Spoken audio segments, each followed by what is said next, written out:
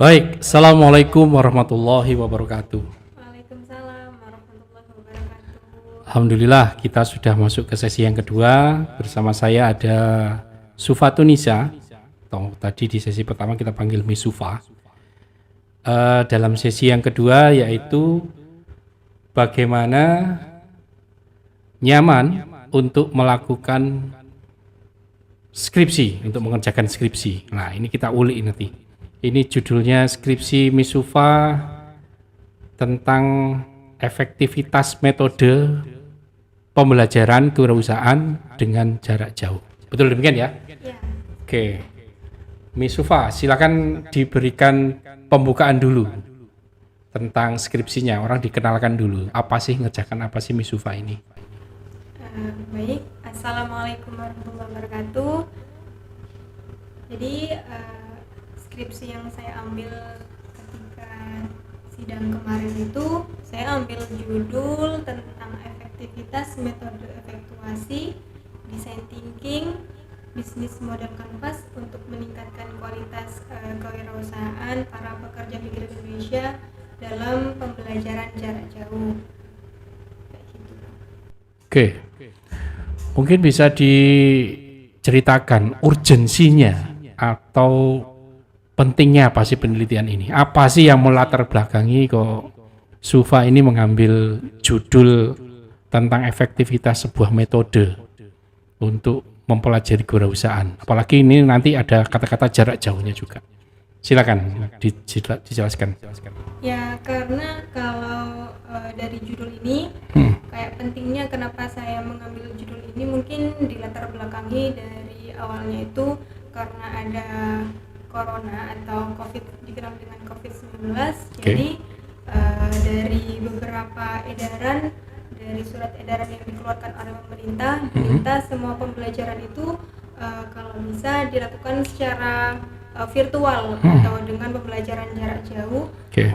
Untuk melalui keadaan new normal, maka salah satunya di Universitas Muhammadiyah Gresik ini mengadakan kegiatan kewirausahaan atau metode atau teori-teori kewirausahaan secara workshop atau melalui workshop online, yang dimana kegiatan tersebut diikuti oleh beberapa peserta, yaitu para pekerja migran Indonesia yang ada di Taiwan. Jadi dengan beberapa metode kewirausahaan seperti efektuasi, design thinking, dan juga ada bisnis model kanvas yang tujuannya itu bisa meningkatkan kualitas para pekerja migran Indonesia untuk membekali atau memulai membuat usaha maupun membuat usahanya lebih berkembang dengan cara teori-teori yang diberikan ketika kegiatan workshop tersebut. Kayak gitu sih, Pak. Oke. Kalau tadi karena adanya COVID membatasi pergerakan sosial ya. Jadi kita harus semuanya work from home, school from home dan lain sebagainya. Juga untuk orang belajar berbisnis atau berusaha juga sebaiknya menggunakan secara virtual jarak jauh supaya mengurangi infeksi COVID ya, ketularan COVID itu ya. Mematuhi peraturan pemerintah itu saya bisa paham. Tapi kenapa kok ngambil PMI ya, pekerja migran Indonesia? Kok jauh-jauh amat PMI? Di sini kan juga banyak orang ingin belajar kewirausahaan. Silakan. Ya, karena mungkin di acara workshop ini kebetulan Universitas Muhammadiyah Gresik dengan Kedai Reka bekerja sama dengan CLC Bakti Jaya Indonesia yang ada di Taiwan, khususnya target sasarannya itu yaitu PMI yang ada di Taiwan, kayak gitu sih, Pak. Jadi kenapa saya mengambil subjek ini, karena kebetulan di acara workshop yang saya ikuti, yang di dalamnya saya sebagai salah satunya fasilitator atau orang pembimbingnya, pembimbing setiap kegiatan tersebut. Jadi saya mengambil sekalian subjeknya itu ya para pekerja migran Indonesia. Oke, sebelum masuk ke skripsimu ya, mungkin bisa diceritakan dulu workshop online kewirausahaan untuk PMI ini seperti apa? Kasih gambaran dulu mungkin pemirsa biar lebih mudah. Jadi workshop online kewirausahaan ini dimana diadakan oleh Universitas Muhammadiyah Gresik dengan Kedai Reka dan juga CLC Bakti Jaya Indonesia yang ada di Taiwan. Oke. Dengan beberapa aplikasi yang digunakan, ada aplikasi Miro, aplikasi Zoom, yang di dalamnya itu di aplikasi Zoom khususnya itu ada namanya itu Hot Room. Itu kita bisa kayak istilahnya bisa masuk kelas, ada kelas-kelasnya itu, ada ruang-ruangannya sendiri. Jadi meskipun secara jarak jauh kita bisa maksimal selayaknya kita masuk di dunia offline kayak gitu. Oh, Jadi kita kayak diskusi tiap kelompok sendiri-sendiri dimasukin gitu. bisa Oke. maksimal kayak gitu. Oke. Karena di aplikasi Zoom yang diadakan di workshop ini ya ada juga namanya breakout room, itu kita bisa masuk di setiap ruangannya. Oke. Kemudian ada juga namanya aplikasi Miro, di mana aplikasi Miro ini merupakan kayak papan virtual atau papan secara online. Jadi kalau misalkan kita di offline, kita langsung diarahkan oleh dosen melalui layar ataupun melalui papan sendiri, kita menulis di papan, kita menuangkan ide-ide itu di papan tulis. Jadi di aplikasi Miro ini fungsinya hampir sama kayak gitu, cuma secara bersamaan kayak gitu. Jadi misalkan di setiap kelompoknya itu ada 10 mahasiswa atau 10 peserta. Jadi kita bisa langsung menuangkan ide-ide di dalam aplikasi Miro itu atau papan virtual tersebut secara bersama-sama kayak gitu, lebih efektif kayak gitu. Oke, jadi belajar secara online, secara virtual, tapi bisa dilakukan secara kelompok bersama-sama. Jadi yang tadinya satu kelas besar, kemudian dipisah-pisah, di breakout room menjadi kelompok-kelompok tersendiri. Jadi mereka bisa diskusi secara privasi kelompok itu sendiri, tidak nyebar ke kelompok lain gitu ya. Dan tadi itu ada aplikasi Miro tadi itu yang membantu mereka kolaborasi, ngisi bareng gitu ya. Waduh keren. Yang saya masih belum paham itu PMI apa sih untungnya, kan dia itu pekerja ya. Kok diajari kewirausahaan, kenapa? Ya kalau mungkin untungnya itu Pak untuk para pekerja migran Indonesia, ya ketika dia atau beliau bisa mendapatkan teori efektuasi, design thinking, bisnis model canvas, mungkin dari tahap awal ketika mereka sudah menguasai efektuasinya seperti apa, kemudian dirancang ke design thinking dan bisa divalidasi hingga bisnis model canvasnya nanti, mereka bisa lebih nyaman kayak gitu Pak, bisa lebih bagus lah kalau misalkan mereka bisa membuat atau memulai usaha sesuai dengan keinginan mereka. Karena kan kita sendiri kalau buka bisnis atau mulai bisnis, kadang ya seperti yang sesi awal tadi saya ceritakan, kita cuma-cuma aja kayak gitu Pak, kita mau buka bisnis model apa kuliner misalkan, kayak bisnis kuliner, ya udah kita buka bisnis kuliner sesuai keinginan kita, tapi dengan cara mengikuti workshop ini kita diberikan teori efektuasi, design thinking sama bisnis model canvas ini. Untungnya bagi mereka itu mereka bisa memahami terlebih dahulu kayak gitu Pak, permasalahan apa sih yang kita dapatkan dari customer kita, target kita, kemudian setelah kita memahami masalah itu apa, dalam hal apa kayak gitu, kita bisa membantu mereka untuk mendapatkan solusinya kayak gitu. Oke, luar biasa. Artinya mereka diajari efektuasi, design thinking, bisnis model, mereka diajari terus disuruh praktek, akhirnya mereka punya pengalaman. Jadi nanti ketika terjun langsung di masyarakat, mereka sudah bisa. Bahkan mungkin ketika mereka sedang belajar, mereka karena sudah praktek langsung, bisnis ini bisa dilanjutkan. Mungkin seperti itu maksudnya. Oke, kita sudah tahu urgensinya atau pendahuluannya skripsinya Sufatunisa. Sekarang kita ulik tentang apa sih metode efektuasi, apa sih design thinking, dan apa sih bisnis model canvas.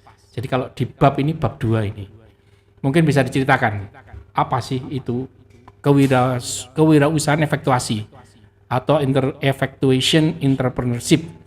Silakan.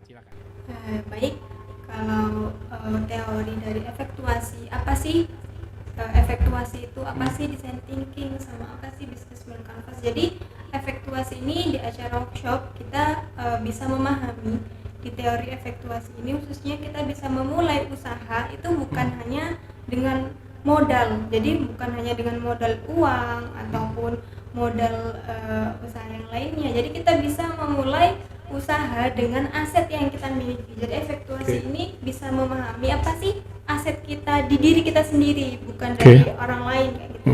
Jadi misalkan saya berikan contoh di efektuasi ini, kita salah satu yang ada di prinsip efektuasi biasanya yang banyak digunakan yaitu di prinsip bird in hand, yaitu apa yang ada di tangan kita itu kita jadikan modal untuk membuat usaha. Oke. Jadi apa sih passion kita, apa sih siapa sih kenalan kita buat nantinya bisa dimulai untuk kerjasama di usaha kita. Misalkan Oke. passion kita itu masak gitu, jadi saya punya bakat masak nih gitu. Kemudian saya punya kenalan, teman saya itu pinter kayak endorse kayak gitu.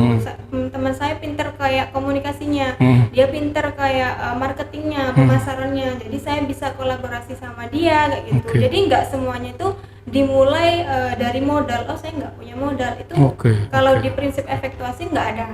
Jadi Oke. kita dimulai dari apa yang ada di diri kita sendiri. Oke. Kita buat modal untuk membuka usaha kayak gitu. Oke, luar biasa. Dari bird in hand, kita jalan dari apa yang kita miliki.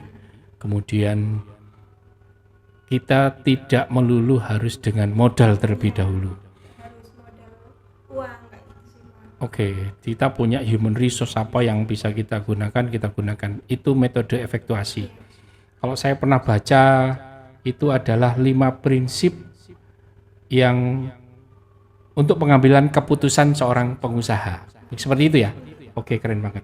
Oke, sekarang yang kedua, design thinking. Apa itu design thinking? Nah, design thinking ini dari setelah kita mungkin bisa memahami aset yang ada di diri kita bisa merancang dengan cara design thinking. Kita bisa memahami, oh di design thinking ini kan ada beberapa elemen atau komponen-komponennya ya.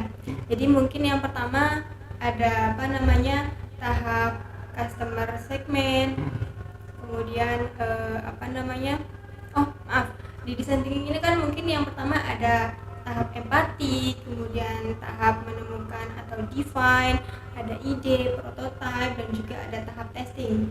Jadi di 5 tahap tersebut kita bisa merancang untuk memulai usaha kita ketika kita sudah menemukan modal dari aset diri kita sendiri. Misalkan dari yang tadi mungkin passionnya masak, kemudian dia mengajak temennya untuk kolaborasi dari temennya yang pintar marketing atau pemasaran. Jadi dia bisa masuk ke tahap design thinking ini, dia bisa merancang, oh permasalahan dari customer saya ketika saya ingin kayak buka masakan atau membuat bisnis kuliner misalkan.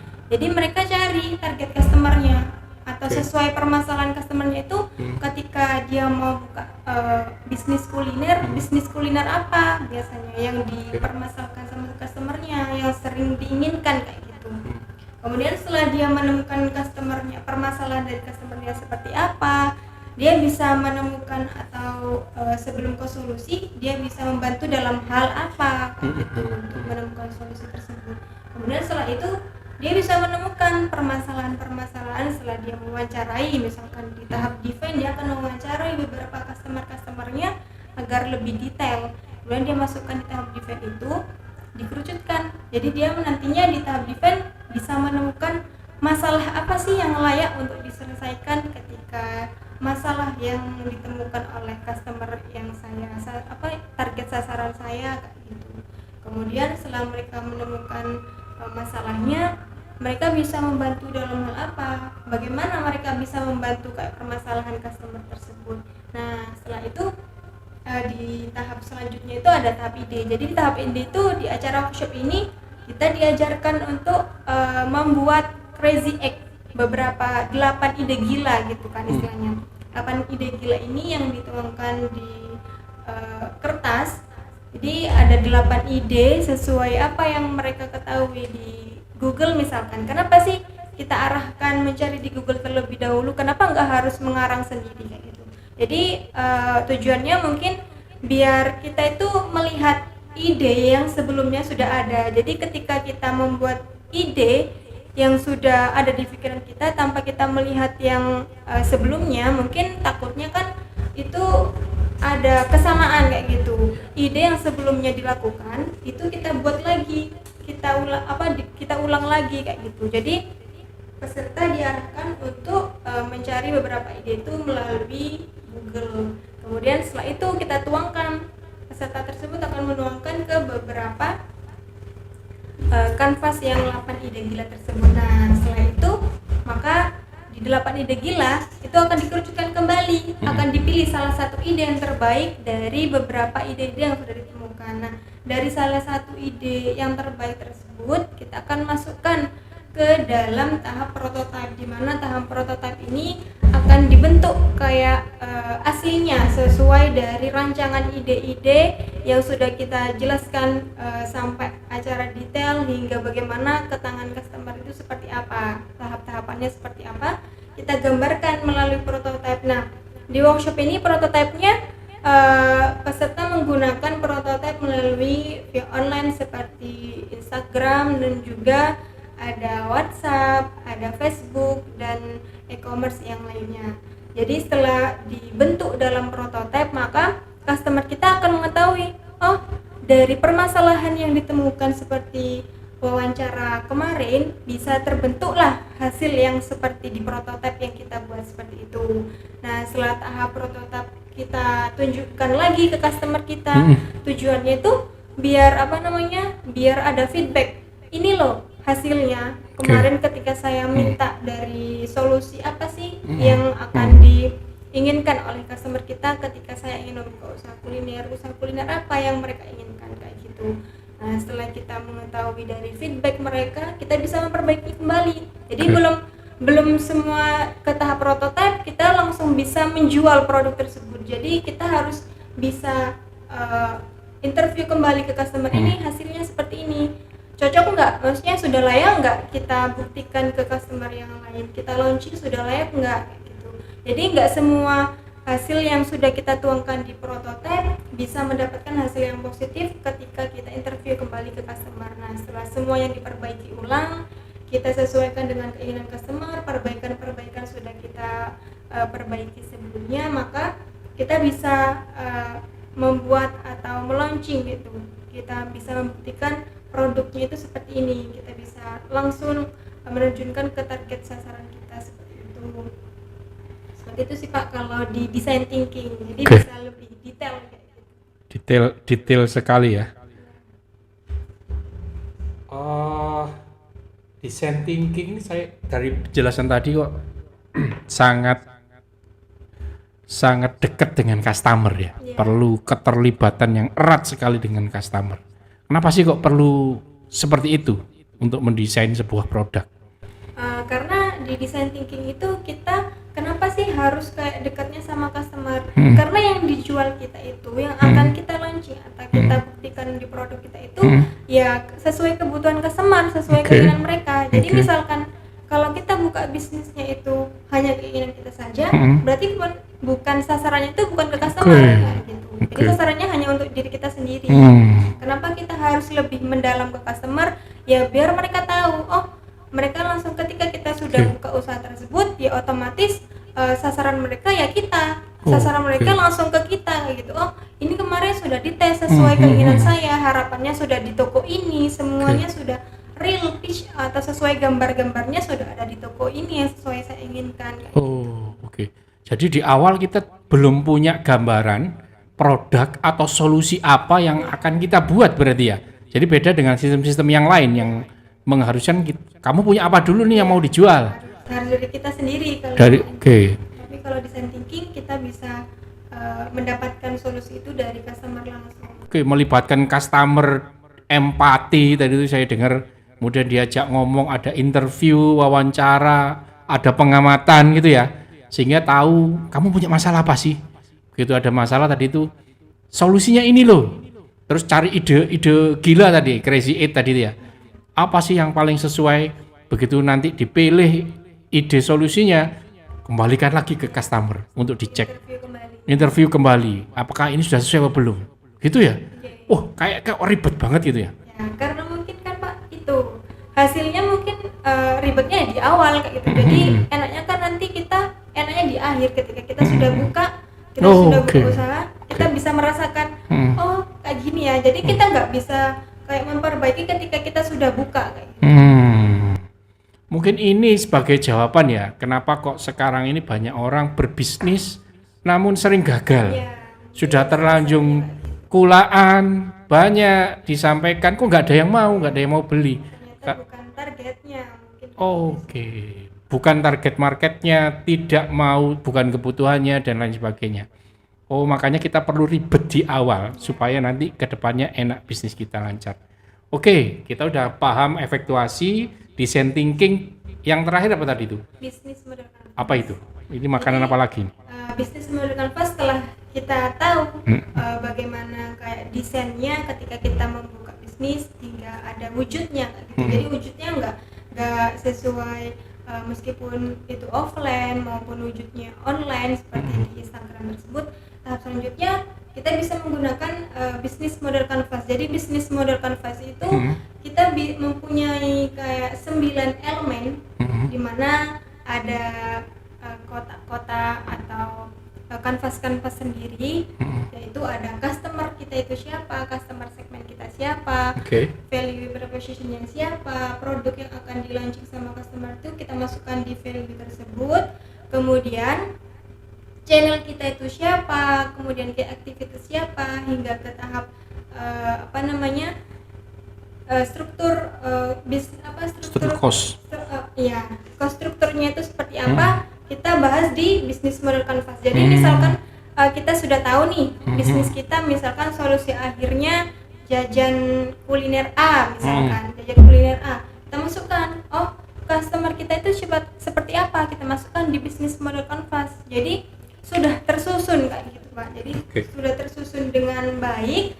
Misalkan ada orang yang ingin kayak kerjasama dengan kita ataupun ada perusahaan-perusahaan lain yang ingin kolaborasi dengan kita langsung tunjukkan, nggak usah ribet, langsung nanti ini kita masih merancang ulang kayak gini, target kita kayak gimana ya, kayak gini ya, kayak gitu apa gimana gitu. Jadi kita langsung menunjukkan aja, ini loh bisnis model canvas kita nanti, ini solusi kita kayak gini. Jadi sudah tersusun semuanya tuh di 9 elemen yang ada di bisnis tersebut kayak gitu sih Pak. Oke. Kalau tadi efektuasi adalah kita diajari mengambil keputusan ala seorang pengusaha yang efektif. Kemudian dari design thinking kita diajari bagaimana melakukan inovasi produk yang benar supaya ke depan lebih mudah bisnisnya, tidak berulang. Kalau BMC, bisnis model apa sih? Tujuannya apa sebenarnya? Ya, kalau tujuan itu bisa melestarikan dari bisnis kita itu seperti apa. Jadi setelah kita bisa menginovasi sebuah bisnis dengan cara design thinking, kita bisa melestarikan atau membuat bisnis itu berjalan dengan lancar dengan cara bisnis model canvas tersebut. Bahasa kerennya sekarang sustainable itu ya. Ya. Lebih sustainable. Jadi semua elemen sudah ditata sehingga bisnis ke depan lebih mudah. Kalau di bab 2 ini penjelasan sudah beres ya. Sekarang kita masuk di metodologi. Metodologinya yang digunakan apa ini? Metodologi yang saya gunakan di skripsi saya itu metode PAR. Jadi metode PAR. Jadi metode PAR ini di mana PAR apa ya? Singkatan apa PAR itu? Participation, partisipasi. Action research. Jadi active research. PAR ini merupakan metode di mana peneliti itu bisa kayak berbaur gitu di acara penelitian tersebut. Jadi kalau misalkan kita menggunakan penelitian kayak deskriptif yang lainnya di kualitatif ini, kita juga sebenarnya bisa sih, tapi nggak seperti metode PAR ini. Kita hanya bisa meneliti sesuai dari jawaban atau hasil yang diinginkan saja. Tapi ketika kita menggunakan metode PAR, kita bisa langsung terjun atau bisa langsung mengikuti setiap permasalahan-permasalahan hingga mendapatkan hasil yang kita inginkan secara bersama peneliti tersebut. Jadi nggak hanya dari real jawaban yang ada di target atau subjeknya, tapi kita bisa meneliti atau peneliti bisa masuk di dalam kegiatan tersebut. Terus objek yang diteliti siapa ini? Kalau objek yang diteliti di acara deskripsi yang saya ambil ini ada pekerja migran Indonesia, kemudian ada fasilitator dan juga ada pemateri juga, pemateri ya. Trainernya. Berapa orang ini yang terlibat dalam penelitian? Kalau yang terlibat ini ada 70 peserta, 70 peserta, ada 10 PMI ya, fasilitator, ya, 10 ada fasilitator. peserta pekerja migran Indonesia Taiwan, kemudian ada 10 10 fasilitator ini siapa ini? Mahasiswa? Di fasilitator acara workshop ini campuran sih Pak, ada mahasiswa dan juga ada dosen. Oke. Kemudian ada 1 trainernya juga. Oke, metodenya PAR, objeknya adalah 70 PMI, 10 orang fasilitator, dosen dan mahasiswa, dan 1 pemateri. Oke, kalau analisanya menggunakan apa ini? Analisa penelitiannya, Jadi metodenya. teknik analisa yang saya gunakan ini sesuai dengan teori Miles and Hubermas, di mana pertama itu kita mereduksi data tersebut. Maksudnya kita memilih data apa yang akan kita ambil nantinya, kemudian setelah itu kita kerucutkan lagi. Setelah kita mereduksi, kita menyajikan data tersebut. Setelah kita sajikan atau istilahnya itu kita ambil hal-hal yang sama kayak gitu. Jadi misalkan ketika kita sudah mendapatkan dari beberapa hasil yang sama, kita nggak usah mengambil hasil-hasil yang lainnya, kita sudah langsung mengerucutkan di teori tersebut, kemudian kita ambil kesimpulan kayak gitu. Sesuai dari teori Miles and Hubermas. Oke, metode penelitian selesai ya, dengan PAR, objek penelitiannya tadi PMI, kemudian analisanya menggunakan Miles and Huberman. Sekarang kita masuk ke pembahasan bab 4 nih. Gimana hasil pembahasannya dari tadi kan metode sudah, objek sudah, pembahasannya seperti apa? Jadi pembahasan di hasil skripsi saya ini, semua peserta awalnya itu dari gambaran subjeknya dulu. Semua peserta bisa menguasai dari awalnya aplikasi Zoom dan Miro, karena mungkin pekerja migran Indonesia Taiwan ini belum mengetahui apa sih aplikasi Zoom sama Miro. Jadi ketika adanya workshop ini, mereka bisa mengetahui meskipun awalnya masih belajar. Jadi di tahap akhir mereka bisa memberikan tanggapan bahwa mereka bisa menguasai menggunakan aplikasi Miro dan juga aplikasi Zoom di acara kelas yang secara virtual atau melalui pembelajaran jarak jauh sangat efektif kayak gitu. Kemudian selanjutnya ketika mereka mempelajari efektuasi, semua dari hasil tanggapan maupun respon dan juga hasil wawancara yang saya dapatkan, para pekerja migran Indonesia khususnya, mereka rata-rata memberikan tanggapan bahwa dengan adanya metode efektuasi ini bisa langsung mereka kayak istilahnya kayak mereka itu bisa langsung membuktikan di bisnisnya sendiri. Mereka langsung mencoba untuk membuka bisnis selain acara workshop ini. Di acara workshop kan mereka memang ditargetkan untuk membuka atau membuat inovasi produk ataupun bisnis yang lainnya, tapi di luar workshop ini mereka juga membuktikan dari teori bird in hand atau sesuai dengan aset yang mereka miliki, mereka coba untuk memulai usaha sendiri kayak gitu. Kemudian di selanjutnya design thinking mereka bisa menerapkan langsung seperti di acara workshop ini. Mereka respon dari mereka itu sangat efektif sekali katanya. Dengan adanya design thinking yang sebelumnya hanya sekedar berpikir bahwa semua usaha itu harus memiliki kayak lokasi yang strategis, harus punya modal yang lebih banyak karena usaha yang diinginkan kayak gini karena mungkin banyak sekali. Ternyata terbukti mereka bisa meng-create bisnis gitu ya, bahwa sangat efektif dengan adanya efektuasi design thinking yang mereka bisa wujudkan sesuai bisnis yang diinginkan kayak gitu sih Pak. Nggak semuanya ternyata dari uang ya, ternyata asik juga dengan teori ini kita bisa belajar meskipun itu secara virtual. Jadi ketika kita sudah punya modal atau modal melalui virtual tadi, kita bisa menggunakan modal tersebut hasilnya untuk membuat toko yang lebih besar, maksudnya toko secara offline kayak gitu. Ketika sudah punya toko online, bisnis mereka rata-rata kan toko online, nanti kalau sudah menghasilkan arahnya akan ke offline, maksudnya begitu. Oke, dari 70 peserta itu menjadi berapa bisnis itu berarti? Jadi berapa bisnis?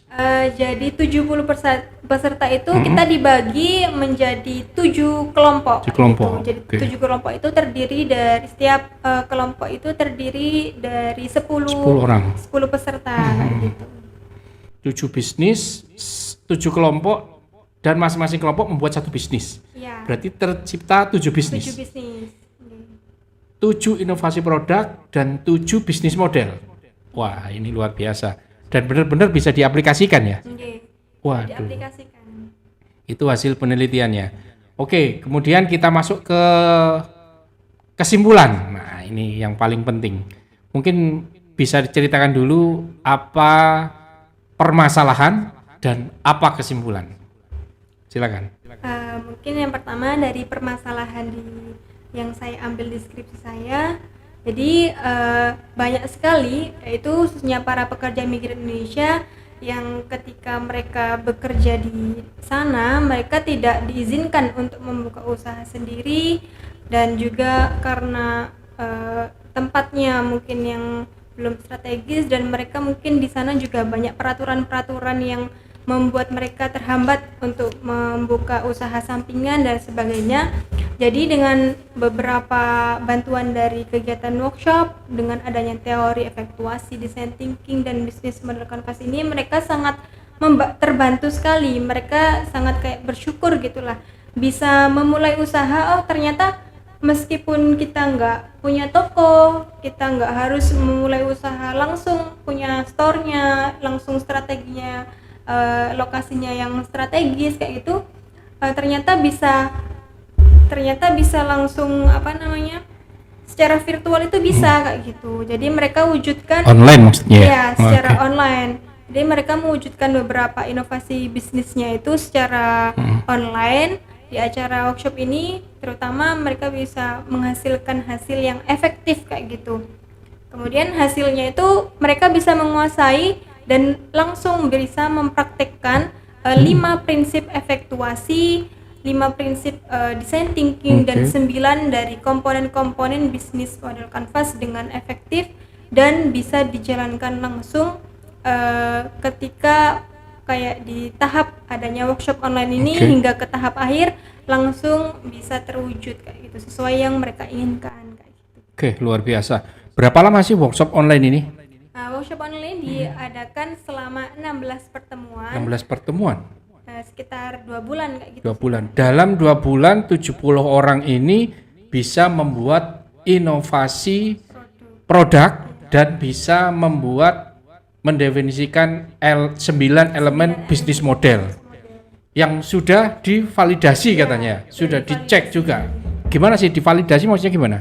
Jadi divalidasi itu ketika mereka sudah ke tahap bisnis model canvas yang awalnya efektuasi sudah, design thinking sudah mereka wujudkan hingga ke tahap bisnis model canvas. Nah, di tahap bisnis model canvas ini mereka langsung validasi ke customer mereka. Jadi misalkan mereka mengambil yang akan mereka validasi misalkan di partner, di bagian partnernya, atau kayak partnernya itu mereka wujudkan, kayak mereka validasi, oh target saya misalkan suppliernya itu saya mau ambil barang A ini ke supplier yang A sama yang B. Nah mereka coba validasi sebelum mereka langsung launching produknya, mereka validasi terlebih dahulu suppliernya siapa, kemudian mereka tanyakan mau nggak kerjasama sama usaha kuliner saya misalkan kayak gitu. Jadi setelah beberapa respon dari supplier maupun dari beberapa partner-partner yang akan mereka jalankan nantinya, mereka bisa mengetahui ketika mereka sudah divalidasi, mereka bisa langsung membuktikan bisnisnya tersebut bisa bekerja sama dengan pihak yang mana saja, kemudian membutuhkan beberapa pegawai, itu sudah divalidasi terlebih dahulu. Validasi ini artinya peserta tidak hanya diminta untuk merancang bisnis modelnya saja, tapi dia juga diminta untuk membuktikan hasil rancangannya itu. Apakah valid atau tidak? Begitu maksudnya? Waduh, luar biasa sekali ini. Oke, Sufa, ini pertanyaan terakhir ya. Ini saya anggap tadi bab 1, 2, 3, 4, 5 selesai. Mungkin Sufa bisa menceritakan salah satu contoh bisnis ya dari 7 itu apa? Mungkin bisa diceritakan inovasinya itu ini, kemudian model bisnisnya seperti ini. Silakan. Baik, dari salah satu contoh peserta yang bisnisnya itu sudah terwujud, ini ada salah satu solusi yaitu namanya itu Nitip Stock Shop. Nitip Stock Shop. Nitip Stock Shop ini dia taunya dari permasalahan customer yang katanya itu kebanyakan para customernya itu menginginkan makanan halal yang ada di Taiwan kayak gitu, Pak. Jadi mereka membantu dalam hal menyediakan beberapa makanan halal frozen food dalam bentuk frozen food untuk para pekerja migran Indonesia yang ada di Taiwan kayak gitu. Jadi mereka memberikan nama atau prototipenya itu Nitip Stock Shop yang ada melalui aplikasi Instagram, ada Facebook dan ada e-commerce yang lainnya kayak gitu. Dengan beberapa model bisnis yang mereka gunakan ya melalui yang sudah divalidasi dari beberapa partner dan juga menggunakan pegawai, serta mereka memberikan atau bantuan dari para endorse untuk memberikan pemasaran produknya. Jalan berarti bisnis ini ya? Iya, Jalan. sudah langsung dijalankan. Langsung dijalankan dan menghasilkan. Sudah ada pembeli sudah juga. ada. Waduh. Sudah ada. Ini keren sekali ya. Jadi dari sisi PMI mereka bisa belajar kewirausahaan, punya bisnis, dari sisi Fasil punya pengalaman ya, seperti Mbak Sufa, dan jadi skripsi juga. Waduh, luar biasa. Ini kita beli plus ini. Baik, terima kasih Sufatunisa telah membeberkan pengalamannya membuat skripsi yang aman dan nyaman. Kasih satu tips dong, gimana supaya bisa membuat skripsi seperti Mbak Sufa ini, supaya lancar lah. Apa tipsnya? Jadi tips dari saya, tetap semangat, jangan pernah merasa kayak insecure dengan orang sekitar kita, karena kita sendiri bisa memberikan atau membuktikan kalau diri kita itu bisa. Jadi jangan pernah menganggap diri kita itu lemah, karena setiap orang itu punya prinsip atau keunggulan masing-masing. Jadi jangan pernah merasa kayak rendah dirinya sendiri kayak gitu sih. Menurut saya seperti itu aja. Luar biasa. Jangan rendah sendiri, jangan rendah diri, jangan insecure sama lingkungan yang ada, gitu ya. Tetap maju terus gitu ya, sampai selesai. Oke, sesuai dengan targetnya. Baik, terima kasih Sufatunisa, Universitas Muhammadiyah Gresik, Prodi Kewirausahaan. Terima kasih atas waktunya. Kita ketemu pada sesi berikutnya. Nggak tahu apa ini yang kita bisa bawakan dengan Miss Sufa ini, karena pengusaha womanpreneur katanya ini sekarang sudah lolos jadi mahasiswa menjadi womanpreneur. Baik, terima kasih. Semoga ini menjadi pembelajaran banyak orang, banyak teman-teman mahasiswa juga. Semoga ilmunya Mbak Sufa barokah. Semoga dilancarkan ke depan dan sukses. Mohon maaf atas segala kurangan. Saya akhiri. Assalamualaikum warahmatullahi wabarakatuh. Waalaikumsalam warahmatullahi wabarakatuh.